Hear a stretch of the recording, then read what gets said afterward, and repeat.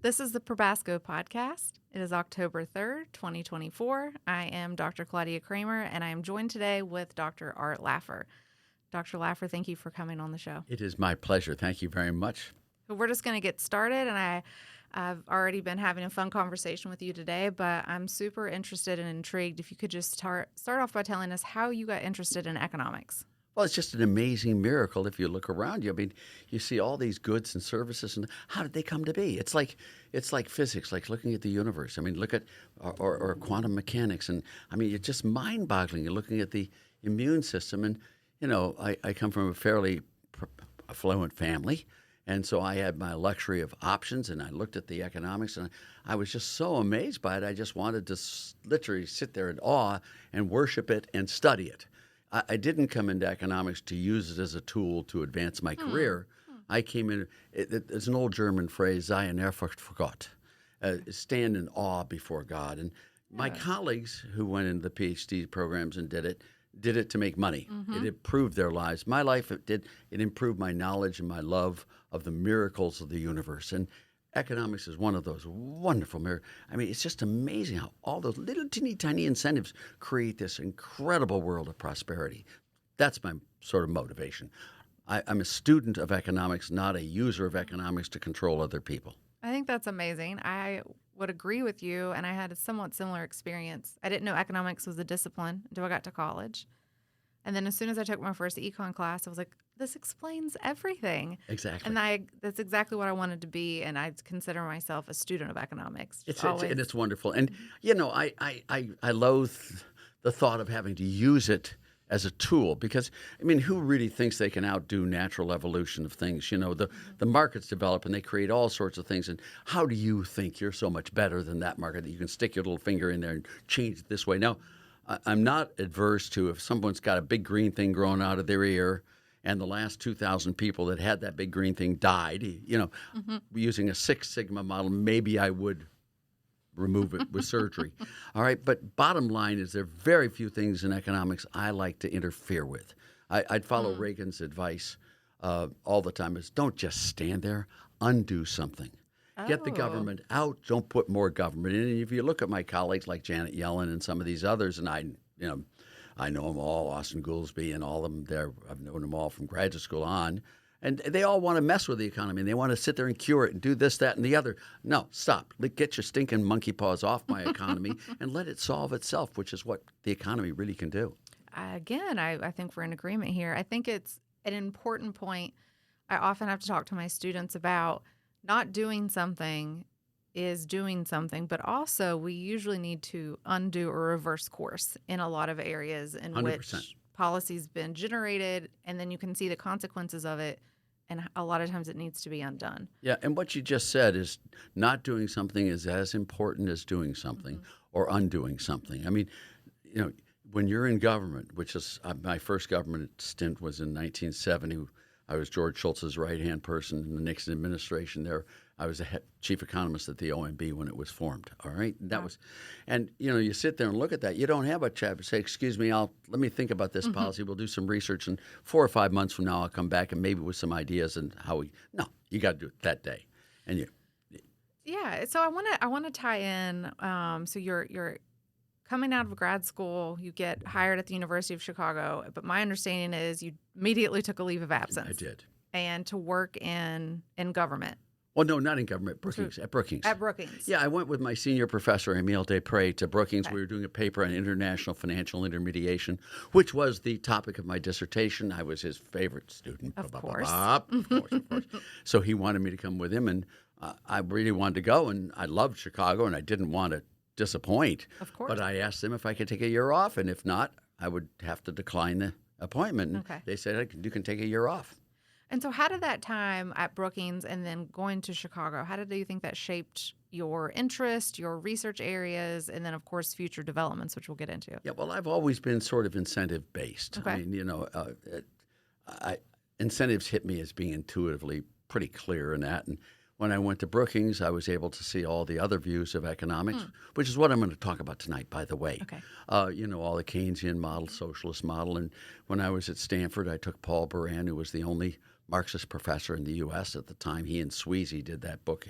Sweezy was from Caltech. Okay, yes. And so I was his favorite. But, you get into the economics and you learn the economics. Then you sit back after the class and try to figure out what parts you like and want to use. And but if you don't understand what other people are saying, you really can't make a good judgment. And so I really specialize in understanding Keynesian economics, socialist, communist. You've got to understand all the different groups and then look at what your own is. And, you make your call. And I'll be talking about all those things why I made the call the way I have over my career. And it's been a long career in many areas. I started off in trade. I've ended up in taxes and money policy, all this stuff, regulations. And That's amazing. It's been an amazing career.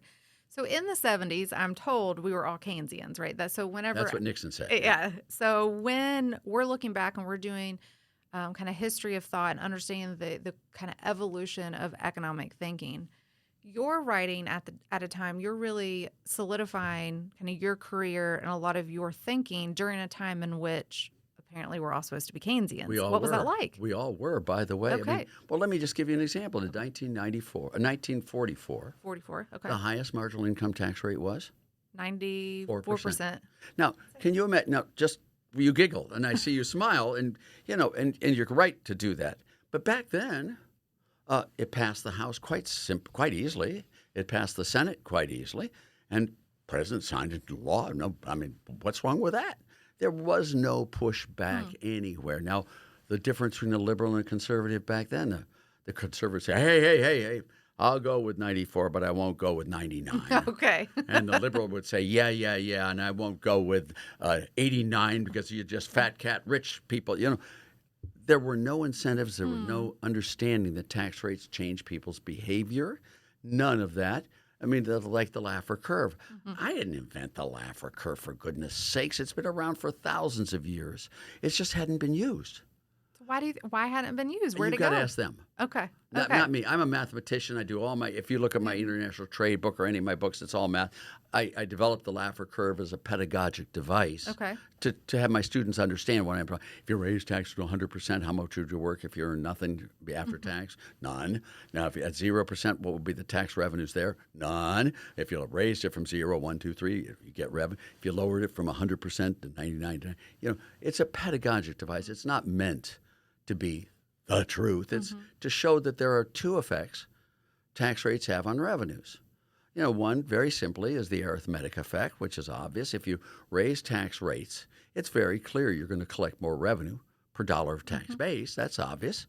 But there's another effect, too, which if you raise tax rates, you reduce the incentives to produce the tax base, and you're going to shrink the tax base, not only technically and physically, but you'll also shrink the reporting of income. You'll use tax exemptions, exclusions, omissions, credits, outright offs, and all of that stuff to reduce your tax bill. So these two incentives always work in the opposite direction. Raising rates means you collect more, but shrinking the base means you collect less. And sometimes when you raise rate, it's very true, you collect more revenues. That's true. But sometimes when you raise rates, you collect less revenues. So at the time when you're really providing this sort of policy advice, you were also arguing that we are past the optimal point. No. Okay. No, I didn't do that. I pointed out that we might be. Okay. That we might be. When I did the one on Jerry Ford's whip inflation now, which is where the first one happened supposedly at the W restaurant. The luncheon with my classmate Dick Cheney, who was my classmate at Yale, and Don Rumsfeld is one of my best friends. And we'd have dinner every week in Washington, talk about policies. They had a 5% tax surcharge, and when I said to him, I said, you might collect more revenues, 4%, 3%, 2% more revenues, but you won't collect 5% more. You won't. But you also might lose revenues, and you don't. This is, and I drew that thing. They say I drew it on a napkin. But my grandmother never would have allowed me to use it on a cloth napkin. But I was trying to use this as a pedagogical device to explain the two effects. And, they thought it was revolutionary. So it's like telling a good joke. Once you get a good joke and everyone starts laughing, do you tell it again? all the time, all the. And Yeah. so in that year, I must have done the curve on the napkin 40, 50, 60 times. Why not? I don't remember which one it was that's in the Smithsonian now, but there it is. That's fantastic. So I think though we're laughing, but we're bringing up a really important point about economics, the economic way of thinking, and sometimes it really does take somebody drawing it on a napkin or just reiterating a point, as you said, that's been around for thousands of years. The basic incentive structure of understanding how taxes are going to change people's behavior. Yeah. And I think that is exactly what you did. And I think that what you've done is you've applied that over and over again. So can you, in addition to the Laffer curve, talk about some of the other policies that you had major influence on during this Yeah, time? well, let me get the one recently with President Trump Sure. on that, and by the way, is the executive order on transparency on health care. Now, the president gave me full credit for that. Yeah, I do know some of the stuff on there, but I didn't develop it or any of that. I mean, I talked to the President Brown, he got it, and bam, he went and did the executive order. But if you look at the health care, it's 20% of the U.S. Economy. You don't know what the cost of an MRI is. You don't know what the cost of a doctor. You don't know what the benefits are. You go to your doctor and say, help me, and the doctor doesn't know either. Here's some medicine that you take, but and you don't know. You'll be told 2, 3, 4 weeks later what the cost is. Pure out of simple. It goes through insurance companies. It goes through some transfer system. At the end of the week, they do the healthcare providers. Within one hospital, the same procedure can range by a factor of 4, depending on which insurance plan you have. It could cross hospitals. It can go factors of 20 differences there. And you document all these things. No one knows what the price of these things are. No one knows what the benefits are. All we did is we need to know what the price are. Does your allowable cover it or not? Is it more expensive? You don't know. Yeah, without prices, we can't make rational economic decisions. Or without knowing what the thing does. This is The true. quality. Now, I was chairman of the board of Centennial Hospital, which is the flagship for HCA. So I knew we had tons of information on the doctors in there, the procedures, all this stuff. Do you think we released that to the world? Not a chance. We did all the transactions clearing at the end of the week with the insurance companies where they got the actual bills, the cash flows. Do you think anyone knows what the cash flows? Do you know that you can walk into a hospital or into a healthcare facility and say, I've got a wad of cash here. What's the best price you can give me? They will do that, by the way. You can. But we should require them to post their prices so that you and I can shop just like we do at grocery stores, just like we do at TV sets, telephones. And that's one thing I applied it to. Another one is to money. I mean, everyone knows that when you look at it, when the Fed's balance sheet increases dramatically and you get slow growth, as you put it, I wouldn't quite put it this way, but as you put it, you have an increase in the quantity of money and less goods. If you have more money and less goods, you're going to have higher prices. I mean, that's what happened. The balance sheet at the Fed in 2007 was about $858 billion. In the center of the Biden-Harris administration, it was at $9.4 trillion. Now it's down to $7.6 trillion. But, you any wonder we had the 9% inflation during that period there? I mean, these are things that just these people don't get. I mean, trade, when you look at trade, I mean, it is so obvious that, foreigners produce some things better than we do. We produce some things better than foreigners. We and they would be foolish in the extreme if we didn't sell them those things we make more efficiently than they do. For those things they make more efficiently. It's called a win-win, gains from trade. David Ricardo, comparative advantage, whatever. Why in the heck would we ever want to use trade as a tool against countries? Trade is an economic policy, not a wartime policy. I agree. Yeah. And sanctions should never be put on countries. We need to trade with China and Iran and Russia and North Korea more than we need to with anyone. When you do business with someone, you get to know them. You get to work with them. Do you like your customers? Do they pay you more? Of course they do. You love them. You want to do, oh, by the way, what are you guys doing with the Uyghurs up in the north of China? Well, what about you with the blacks in the south of the U.S.? I mean, and you talk. You send them Christmas cards. You have a nice conversation because you like them, they like you, and you can solve problems. But when you embargo, when you sanction, I won't trade with you. You can't enter my mind. You create the hostilities. We've had sanctions on Cuba now since 1959. How many years is that? Is that 65 years? You It's see how getting it's up worked? there. You see how it's worked? I mean, they now Cubans come and say, "Oh, America, thank you for putting the sanctions on us. We now understand. We're now a pro-growth, democratic, free market, economic capitalist. Thank you for helping us see the light." No, they hate us with all their soul. Mundell put it beautifully, and I'm going to say this tonight: it was the Smoot-Hawley tariff that caused the Great Depression, and it was the Great Depression that caused World War II. And free trade is an economic policy, and keep your stinking socialist handy paws off my economic policy. If you want to yell at foreigners, use the State Department. If you want to shoot them, use the Defense Department. But keep your hands off trade policy. Period. I think that's especially. I mean, it's just so sickening to see these people do it. It's an excellent summary of the benefits of trade. And I mean, we teach this like second week of a principles of micro class or economics class. And here we are, though, still having somewhat of this. Are you a commie supporter by trading with China? Now, no one's suggesting that we should sell nuclear weapons to Kim Jong-un. No one's suggesting that. Right. But trade is different. It is different. It's the win-win, as you said. Totally. It absolutely is. So, all right, let's get back to some tax policies, some current tax policies. Sure. So what would be some advice that you would give, given our current tax structure? Well, let me just sort of give you the flavor of how I look at taxes. Okay, that'd be great. All taxes are bad. Okay. But some are worse than others. Okay. And what you want to do is collect your requisite revenues, doing the least damage possible to the economy. And in general, now in specifics, I can give you merely solutions, but I don't think they're very practical. Is the lowest possible tax rate on the broadest possible tax base. So you provide people with the least incentives to evade, avoid, or otherwise not report taxable income. And you have the broadest tax base, so you give people the fewest number of places where they can stick their income to avoid paying taxes. That's the sort of North Star.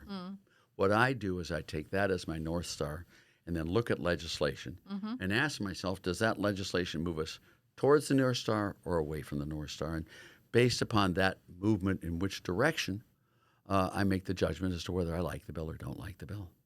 And, of course, raising tax rates on the highest tax rate, the wrong thing to do. You want to really get low rate. What Reagan did. Okay. When he came into office, the highest marginal income tax rate in America was 70%. All right? It's hard to imagine that. Well, but he lowered it from 78% to 28%. Okay. All right, he raised the lowest rate from 12.5% to 15%. He went from 11 tax brackets to 2 tax brackets. He cut the corporate rate from 46 to 34%, and then got rid of a huge amount of deductions, exemptions. Now, that's beautiful.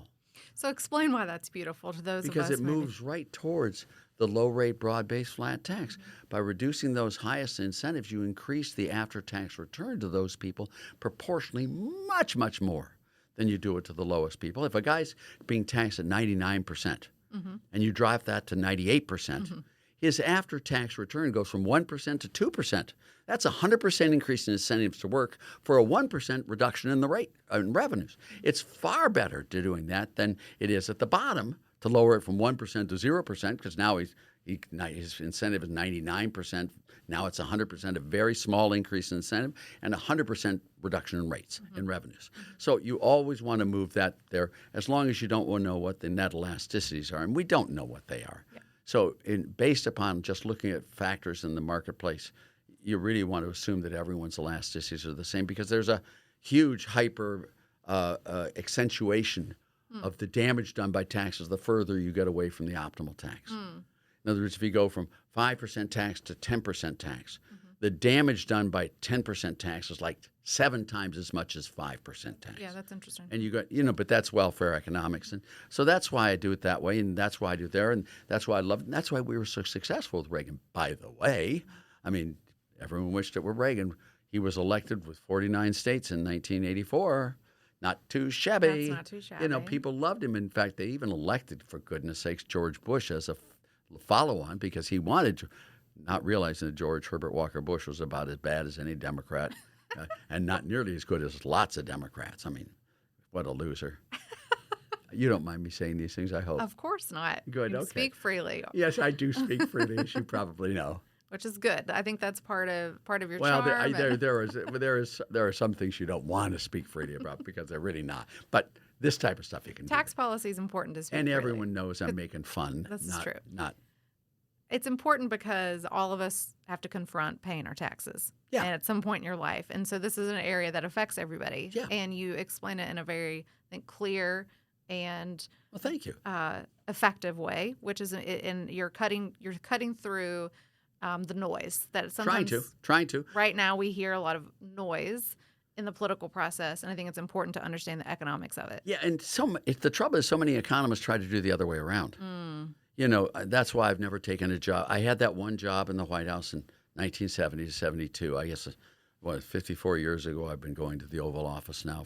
But I made a vow that after that stint that I'd never work for government ever again. Okay. I never worked for Reagan. I never worked for Trump. I didn't. So you were an advisor. I was an advisor, an unpaid advisor. I saw them a lot. I spent a lot of time with them. But once you take a paycheck, you're an employee. Yeah, that's true. And once you're an employee, you have an oth of loyalty to your employer. You don't talk down the University of Tennessee, Chattanooga, do you? I do not. No, and of course you're not supposed to because you're getting paid here. You're an employee here, and that's what you're supposed to do. So the one thing I never wanted to do was become an employee because then I'd have to back the president no matter what he did. So I made a vow I'd never take a job in government. And I'd look at these other people. They're all my classmates or married to my class. Janet Yellen, I could give you Awesome Goolsby, all of them. These people will rebut arguments they know to be true in order to curry favors with their political benefactors. They become like lawyers trying to make the best case for your stupid policies rather than telling you what the best policies are. Right. If you think Janet Yellen believes what she says, come on. Now, she can make a case for it. She's a very smart person. Smart. Yeah, and all that. But, I mean, when whatchamacallit became chairman of the Council of Economic Advisors under Barack Obama, what was her name? She and her husband did all the paper together. I'll think of it in a second. But she had an article coming out, came out 6 weeks after she took the job as chairman of the Council of Economic Advisors. And that article said that surprise tax cuts have the biggest impact in government spending cuts improve the economy, tax cuts stimulate, and spending increases don't. And then she signs on, along with Jared Bernstein. She did the paper there on why the big stimulus package by Obama was totally against everything she'd done in research. And why? She's a loyal employee. And that's why I don't want to ever be in that situation. When I sit there with the president in the Oval Office and talking, he can't fire me. He can't hire me. He can't double my pay. He can't have. But I make enough mistakes, honestly, without having to make mistakes because I'm incentivized to make mistakes. True. I do make a lot of mistakes, but never, ever because I'm incentivized to do it. And I do remain loyal to the people I give advice to. I don't go out and bash them in public and all that stuff. Of course, I don't do that. But I don't want to be tainted by the incentives. Do you follow me? I do. You're a student of economics, and that's what that's what I am. That's and what you are. I give the best advice I can. And sometimes it's wrong. I know. I'm sorry. But then you can back out and, you try and to, learn and you grow. Sometimes I don't even learn. I get obstinate and all that. But at least it's not because I'm paid to not learn. Okay. I like that. I like the way of thinking that way. So let's get into a couple other areas that so you're known as the father of supply side economics. So just explain a little bit of the pushback and why is this so hard for people even at the time in the 80s and now to understand the benefits of what we mean by supply side economics? Well, it's very difficult for them to think that they can't just legislate changes. Yeah. I'd like to help the poor. Well, the rich have a lot of money. The poor don't have much money. Just take it from the rich and give it to the poor. I mean, for God's sakes, these rich people have plenty of money. They can afford to lose a little bit. These poor people are desperate need. They need it badly. Why doesn't that work? Because it just doesn't. These people have an incentive to avoid paying those taxes. And these people have an incentive of getting non-work payments. So if you tax people who work and pay people who don't work, don't be surprised if you find a lot of people not working. And when you put incentives in place, all of a sudden you find the answers aren't quite as simple as you thought they were. And they aren't. Rich people do have the ability to change the reported income on their tax returns. They can hire lawyers, they can hire accountants, they can hire deferred income specialists, favor grabbers, lobbyists. When you see a group of people hanging around with Obama-wama, do you think they're poor people trying to explain to them what it's like being poor? No, these are people at Goldman Sachs who have taken a stint in the government and figuring out the new tax shelters they can do when they go back to go. Of course they do. We all respond to incentives. And, that's what happens. And frankly, these rich people have the means to be able to hire those lawyers and change the tax laws, and they do. And you shouldn't be surprised that they do. It's like dodgeball, isn't that the name of the game? Imagine you had a theory of dodgeball, which if the person wasn't allowed to move, you'd win every time. Whack, pam. But those people duck, and they move, and they dodge. And, all of a sudden, it's not quite the same game. It's not the same game. And it's like soccer. If there wasn't a goalie, they'd just kick it in. There's a goalie there who's going to try to stop you. And all of these incentives work to make the world really function well. And what you need to do is roll with the flow with the incentives, not work against them. Take people for who they are. How do you help the poor? That's an excellent question. Jobs. Jobs. And and who gives the jobs? Not poor people. No, it's productive people. It's not the government. The government doesn't create jobs. Period. It doesn't create resources. It redistributes resources. And what happens is if you lower tax rates and create more people working fair and hiring more and all, they'll hire people from the lower echelons, and those people will get jobs and after tax, and they'll be better off. Phil Graham says, I've never been hired by a poor man, but Benjamin Hooks put it best, I thought. He was head of the NAACP, if you remember, and he said that blacks are hired last and fired first. The only way we're ever going to get jobs and get to keep those jobs and use those jobs to grow is if there's so damn many jobs out there, they got to hire us. And, what you want to do is make sure. That's why I love the Tax Cuts and Jobs Act. Did you see the unemployment rates and the poverty rates of Hispanics, of blacks, of the less educated, of the poor, of the minority, of the disenfranchised? The lowest unemployment rates ever. That's what you want. Yeah. That's what you want is average incomes to rise. And that's what happens. Now, you can talk about it all you want in your fantasy world, but if you want to get things done, we have facts. And, I'm so sick of people with opinions. You don't have a right to your opinion. This is about facts, not how you feel. And we have data on these things. We do. And we have all the data in the world. And my colleagues tend to want to ignore it all. They'd much rather look good than do good. And the data supports the argument when we lower taxes, especially on the higher income on corporations, we see increases in economic growth. Bang. And you got it. And your states, look at those 9 zero income tax states versus the 9 highest tax rate states.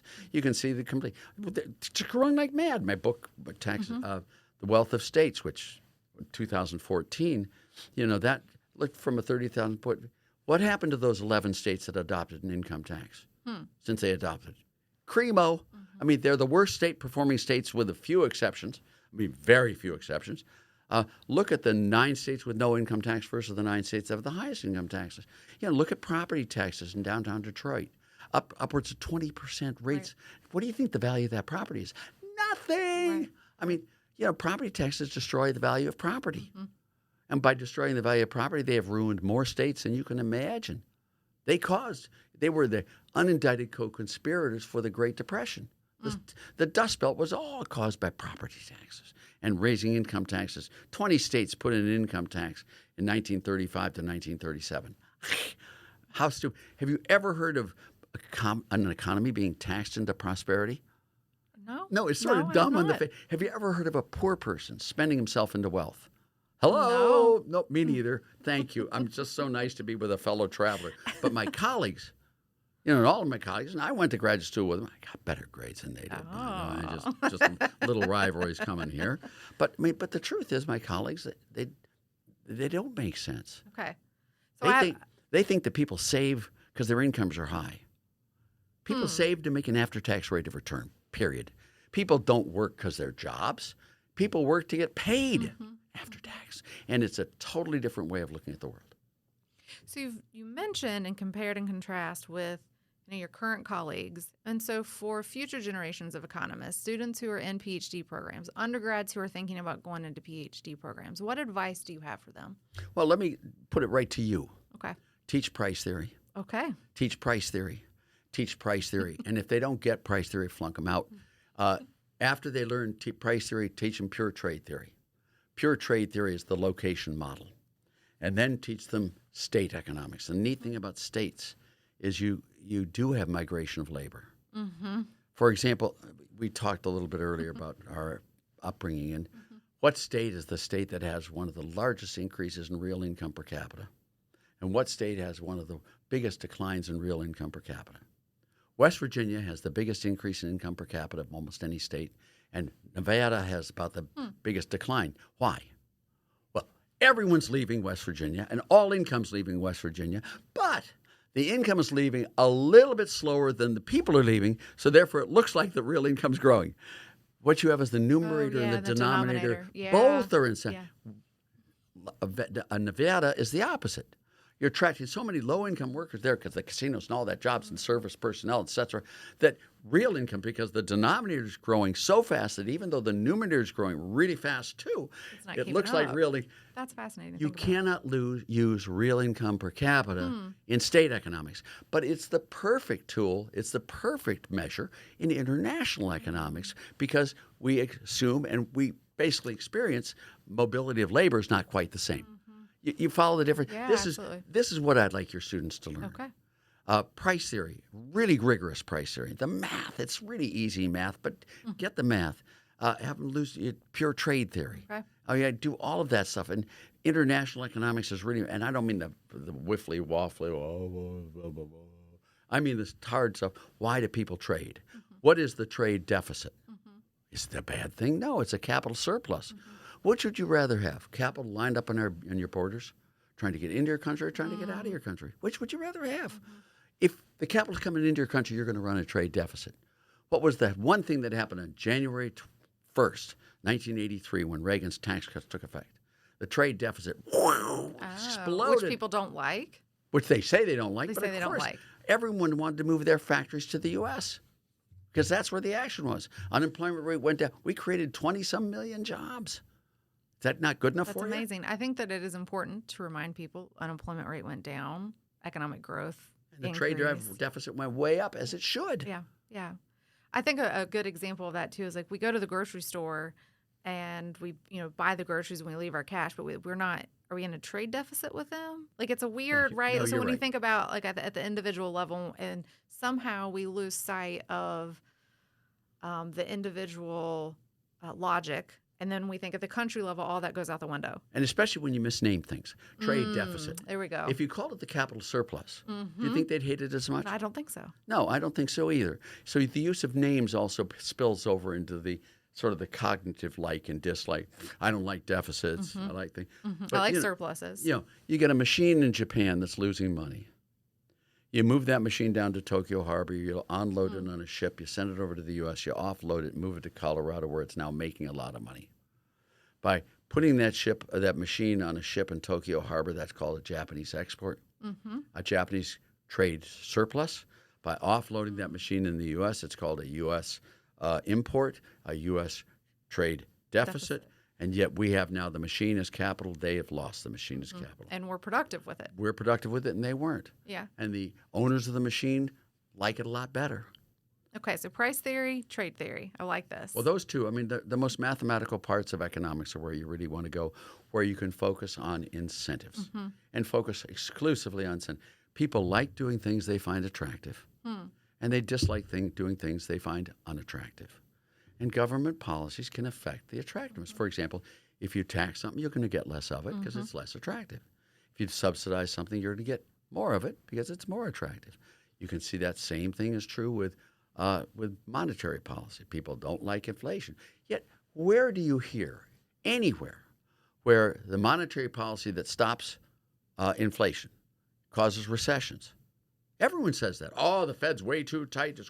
No, if you knew, bang, that there'll be no more inflation for the next 80 years, guaranteed, stable price for the next 80 years, what do you think would happen to the stock market output and employment? It'd go way up. Duh. And yet now they say the Fed can't do that because tightening causes a recession. And now you know why I can't stand monitors. I do see. I mean, it just makes no sense here. And you look at regulations. We all know we need regulations. And I'm talking on this tonight, by the way. But you don't want to overregulate. I mean, you can't drive on the left-hand side of the road one day and the right-hand side of the road. But what you want to do is make sure you don't cause collateral damage when you focus on it, you stick to the purpose at hand and what you're trying to do. And trade the same way. And it's just, well, you can see where I come from. Right. I'm a classical old line economist, price theory economy. Price Yeah. theory economist. Adam Smith, I still think is pretty good. I agree. I am a fan. And there you go. And I'm not a Milton Friedman one. I love Milton Friedman, by the way, personally. And in many ways, he's the most wonderful man. I got to know him really, really well. He and his wife and Bill Buckley and Pat Buckley and my wife and I did a cruise around the Baja together, the three couples, for 5 days. It may have been a couple days too long. You heard the same stories. But they were the most wonderful people you've ever seen. But, I like price theory, period. I differ in a lot of policies. But it's not that I don't think he wasn't great and wasn't a wonderful guy. But you're bringing up the point that you guys could disagree, but then go on a cruise together. And I think we've lost that art of conversation. Well, there were times that he got a little tilted at me. I wrote him in 81 when Reagan was coming. We were very involved with Reagan. And I said, look, we have all these differences. I want to have the price rule, fixed exchange rates. I loved the gold standard. I thought that was great, setting the prices there. And for the 2 centuries under the gold standard, there was no inflation. For the 1 century of Fed from 1913 to the present, we've got a 33-fold increase in prices. That's the monetarist model. And I said, what should do is, and I said, here's what I'd like to do, and here I'm willing to give up all these points and for these points, and he wrote me back, no, just not. No, all during the 80s, we'd both. I was with him. I was on the President's Economic Policy Advisory Board with him, and we agreed on a lot. Yeah. And there were like 12 of us on this board the whole 8 years. And he would continuously tell Reagan how the Fed was way too easy. We're going to have hyperinflation. No, it's the demand for money has been increasing. Well, it's both sides. It's supply and demand in terms of understanding. But he's all supply. He said he looks at the quantity of money and says it's the money supply. I look at the quantity of money and say it's the quantity of money. It may be supply-driven or it may be demand-driven. It is true that if you have a bumper crop in apples, the value of each apple will fall. All right, that's true. If you have a bumper crop in dollars, the value of each dollar will fall. That's true. But if, for example, you all of a sudden find that apples have a certain different quality, an aphrodisiac quality or hallucinogenic quality that you never knew before, and there's a huge increase in the demand for apples, you will get an increase in the quantity of apples, won't you? Because I pick the trees cleaner and grow more apples. And won't the value of each apple rise, not fall? You get an increase in the quantity and an increase in the value. The same thing is true with money. Sometimes the quantity of money can increase and cause inflation, a decline in the value of money. But sometimes the quantity of money can increase because money has become far more attractive, and you'll have a decline in the rate of inflation. And he did not see that ever. He looked at throughout the whole period of Reagan as being one of, the inflation's coming any day now, and you go all through the charts with the lags. My view was that with falling interest rates and real output growing like mad, that this was a huge shift in the demand for money, and that we were going to have huge increase in the quantity of money and lower inflation. I was right, he was wrong. But this is why I disagree on things, and this was where it was really important. He was sitting there yelling at Paul Volcker during this whole time, and I thought Volcker was dead on that. But, this is where we go. And in policy, you don't have the luxury of saying, show me the article. Right. You don't have the luxury of saying, wait a second, I'm going to do a research paper, and then I'll come back to you in 6 months. Let me collect data, and then, run some regressions, and then I'll get back to you. Romer, by the way, is the head of the Council of Economic Advisors under Obama. She and her husband did the Romer and the tax cut stuff.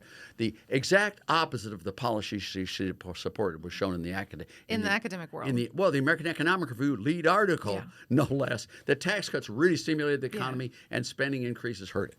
And here she is supporting the Obama with Jared Bernstein, who's head over. And when you talk about government spending stimulation,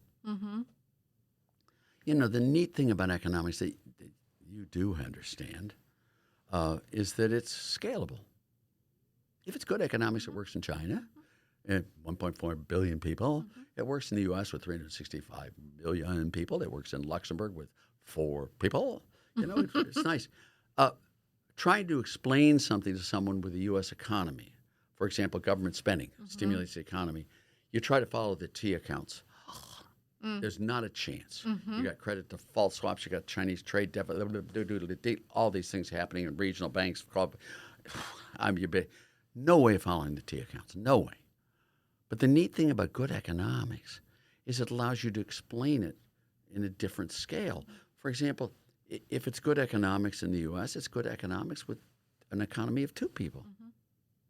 Now let's imagine you have an economy of two people, two farmers, Farmer A and Farmer B. That's it. There's no one else but those two. If Farmer B gets unemployment benefits, who do you think pays for him? Farmer A. Thank you. Government spending is taxation, period. Now, you may not see it intuitively, and my dear friends at Princeton have not a clue. They just don't get it. I mean, they really don't.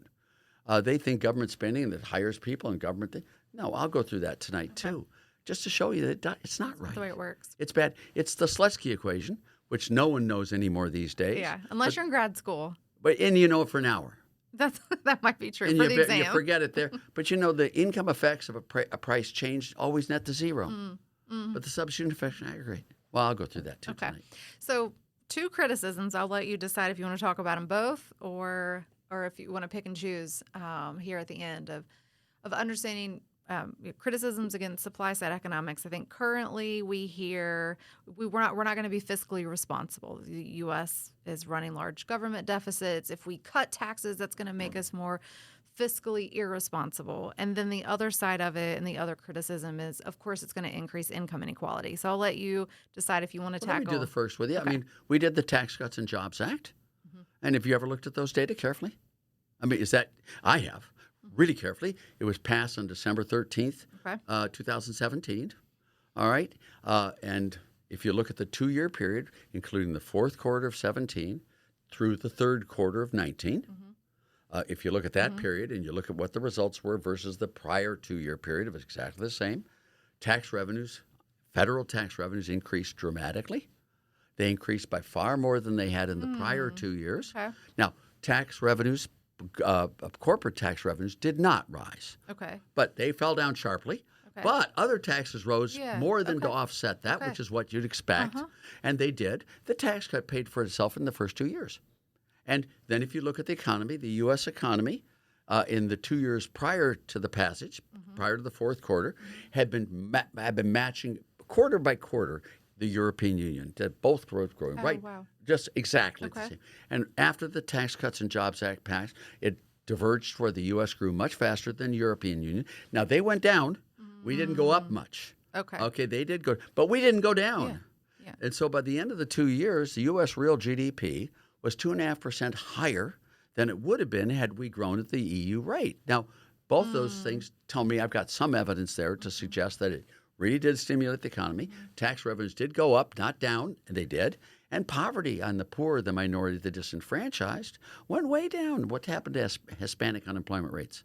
What happened to black unemployment? What happened to those with less than a high school education? I mean, all of those went way down. And, what do you want for egg in your beer? Now, you ask about inequality. You're right. I mean, these people, higher tax rates than the rich does reduce income inequality. That's true. But it does so by making the rich poor faster than the poor are getting poorer. That's a very good point. Say that again. You don't want income inequality or equality. That's not the measure. Okay. What you want is poverty eliminated. The dream in America has never been to make the rich poor. The dream in America has always been to make the poor richer, to build the bottom. Economic growth is the only way of making the poor richer. That's the only way of doing it. And that's where I, as a supply setter, always look at it. And yes, if you've got everyone poor and one guy makes an extra dollar, you've increased income inequality. All right, cut that guy out. Don't let him earn the extra dollar. That's what they're saying. I think it's a good way of framing it, of understanding that the goal is to make the poor richer, not to make the rich poorer. But it does seem like we've lost some of that focus. Well, we have. Of course we have, because the economists have been BSing us completely, especially them foreign ones. I'm teaching here, like Saez and Piketty, Froggy, and Zuckman and Sancheva and all these MIT people and Berkeley people. They've been focusing on inequality. Inequality is not the issue. Poverty is the problem. I teach development, and even in my principal's classes, I say the puzzle we're not trying to solve is what causes poverty. It's what creates wealth. That's That's what it. we're trying to figure out. Thank you. And they don't. They don't. Yeah, No, that's they not the. don't. Mhm. They think the Great Depression was great because income inequality went down. Mm-hmm. I don't think the Great Depression was good. I don't I don't think imagine most do. I don't think World War II was really good either. You know, half the production of the United States was sent overseas and blown up. Thank you. I'd rather not have wars. Mm-hmm. Sorry about that. Mm-hmm. My grandfather told me it was like getting coupons buying shoes for me as a baby. I lived in Arizona with my grandparents during the war, Oh, wow. and it wasn't a good time for kids and for families and for people Of course and not. for lives. And wars aren't good.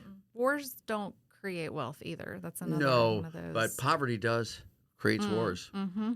Poverty creates wars every single time. That's why I really don't like the Biden-Harris administration. Their tax increases and they fund the wars and stuff like that. And we can't solve every other country's problems. We can't, and we can't even solve our own. To be honest with you. So we've been talking for a while now. We were talking earlier before we started recording, and I think it's fascinating and amazing that at this point in your life, you still want to talk economics. You still want to talk shop. You want to talk about how you can make the world a better place. Well, But you do too. I do. What Well, what's wrong? drives You think you're not going to be that way when you're older? No, I do. But are we just? What is it about this discipline, or what is it that That's the first question you asked me. I love economics, not to use it as a tool to control other people. There are these people like Krugman and others. I don't know if you've ever met any of them, but they're freaky. Okay. I mean, they could never start a business. They could never have a social life. Can you imagine that guy in high school? It's just, oh my God, that high school dance. He's such a loser. I mean, and so what they want to do is get power by using economics to take control of assets they could never create on their own. And they use it as a tool to get power. To me, economics I use as something to worship at the hands of this most amazing incentive-driven system. It's the difference between those people who use economics to further their careers or those people who use economics to really understand it and live. I mean, physicists are perfect. I mean, they don't use physics to advance their careers. They use it to understand the universe.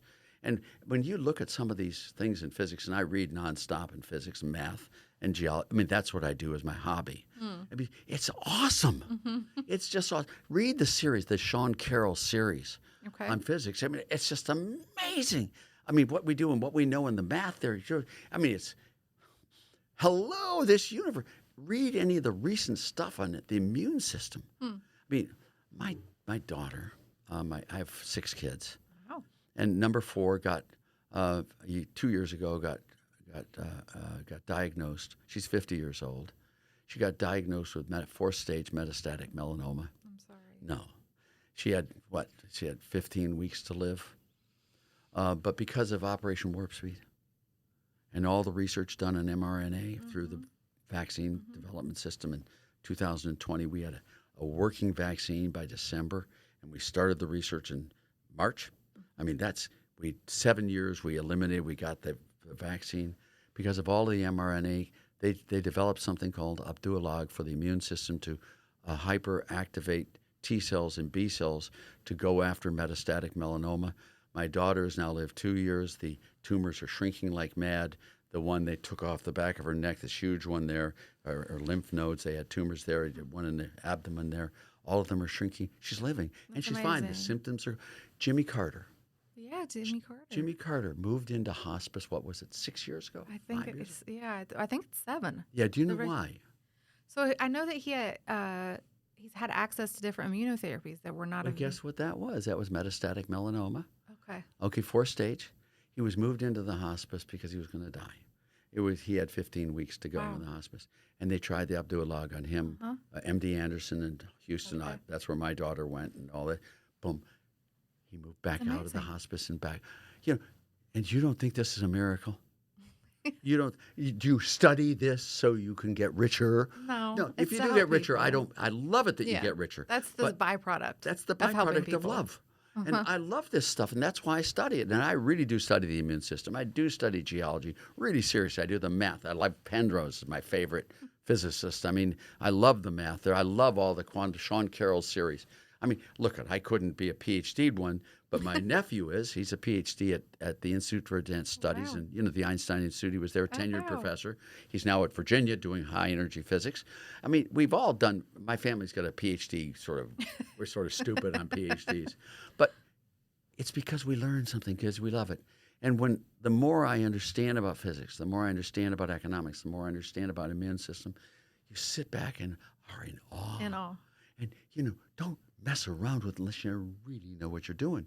And these goofball PhDs from these programs, they don't understand it. They use it to advance their careers rather than helping humanity. To me, my dream is to see the world a better place. I've got 14 grandkids, and I'm That's going to have a amazing. couple more. Oh, I've got 4 congratulations. great-grandkids. And, it's just wonderful to see and I look at my colleagues and I'm saying, no, stop already. Yeah. Get them out of there. Throw them back, make them go back home. You, Well, I think that's an amazing point to end on. It's very optimistic. It's just shows your drive and passion for life and the love of life and how economics feeds and into we're that. winning. I Yeah, want to make sure yeah. the highest marginal income tax rate in 1944 was 94%. Today, 37%. 37%. 37. In 1976, there was one state in the nation that did not have a statewide death tax. That was Nevada. Today, 38 states have gotten rid of their death taxes. If you look at the inventory tax, it's gone. That means it's gone. You look at right to work. In 1957, 2 states had right to work, Arkansas and Florida. And Florida back then was Arkansas. Yeah. And now we have half the states Yeah. do. I mean, this is really great. I was raised in Cleveland and Lake Erie when I was a kid. If Christ had come back to the earth and had landed in Cleveland, to prove he were the Christ, he wouldn't have to walk on the water. Hell, anyone could do that. He'd have to sink in it. Now Lake Erie's clean. It used to be in L.A. Basin, 3-stage smog alerts. If you look at the industry of deregulation, I mean, in 1974, to buy or sell a share of stock cost 34 cents by law. Wow. Today, it's 0. I didn't know Well, that. we had deregulation of the stock industry. Free commissions were Yeah. all set by markets. Airlines, we had the thing Yeah. that was under Jimmy Carter, That a was good Carter. Democrat. That was done. Lower prices, more travel, and much safer. Trucking deregulation. Oh, Do you see yes. what's happened with trucking deregulation? The one I always amazed at that no one talks about was Hubert Humphrey's big bugaboo, which was the manufacturer suggested retail price (MSRP). You know that? Oh, yeah. It used to be law that you had to sell the product at that price or you could. There were no discount houses allowed. There was no Walmart. There was no Costco. Wow. There was no any of these Lowe's or any of these things.